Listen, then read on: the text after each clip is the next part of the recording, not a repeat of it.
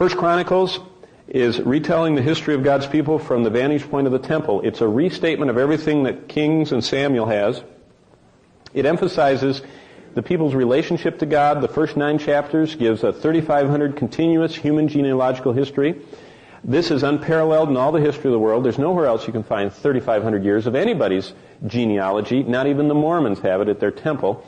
The sacred line of redemption and promise is very important to God. Each individual has an opportunity to serve God. The 3 elements of a right relationship deal with their inward, their outward, and their upward response to God.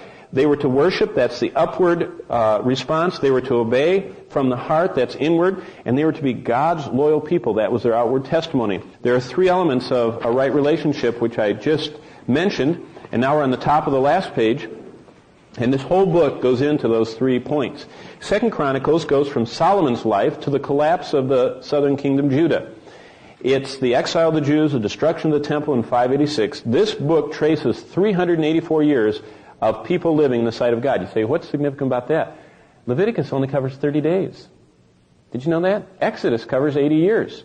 Numbers covers 40 years. This book covers almost 400 years. That means you can get a lot of truth out of it because it surveys a lot of time. It teaches basically 3 things. God is holy, God is sovereign, and God is omnipotent. Because He's holy, we should respond to His holiness. Because He's sovereign, we should worship Him and walk before Him, fearing Him. And because He's omnipotent, we should hope in Him. And Psalm 73:25 emphasizes that.